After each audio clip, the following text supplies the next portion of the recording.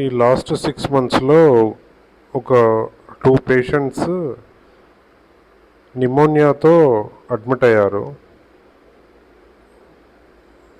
వారు ఒకరు young age, ఒకరు 60 ఇయర్స్లో ఉన్నారు. ఇద్దరు male patients, both are diabetic. ఇద్దరు నిమోనియాతో కమ్యూనిటీలో నుంచి వచ్చి హాస్పిటల్లో అడ్మిట్ అయ్యారు. ఇద్దరికి ఇనిషియల్గా వచ్చినప్పుడు ఆక్సిజన్ రిక్వైర్మెంట్ ఎక్కువగానే ఉండింది. కానీ వారి లంగ్స్లో బ్రాంకియో అల్వియోలార్ లావేజ్ చేసినప్పుడు ఇద్దరికి క్లెబ్సియల్లా నిమోనియా అనే ఆర్గానిజం సెన్సిటివ్ స్ట్రెయిన్ గ్రో అయింది కల్చర్లో. సెన్సిటివ్ అంటే అది అన్ని యాంటీబయాటిక్స్కు ఎఫెక్ట్ అవుతుంది అని.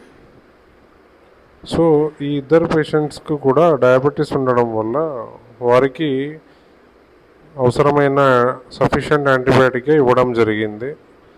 బోత్ పేషెంట్స్ 5-6 డేస్ రెస్పాన్స్ చూపించారు.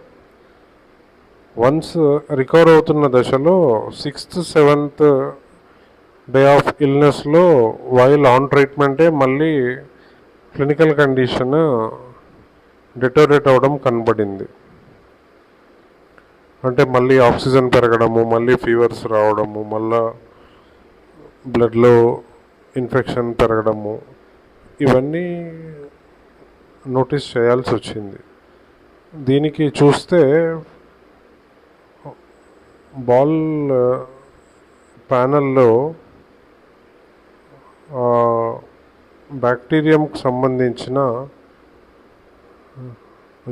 జీన్ రెసిస్టెన్స్ కనపడింది యాంటీబయాటిక్స్కి. సో వెంటనే యాంటీబయాటిక్స్ మార్చడం వల్ల తర్వాత ఒక 1 వీక్ తర్వాత పేషెంట్స్ ఇద్దరు రికవర్ అయ్యారు.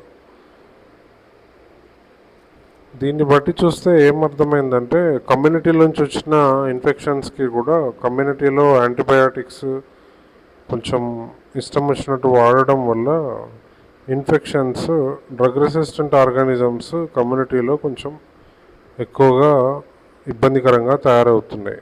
సో ఎవరైనా డాక్టర్ అడ్వైజ్ లేకుండా యాంటీబయాటిక్స్ వాడడం మంచిది కాదు.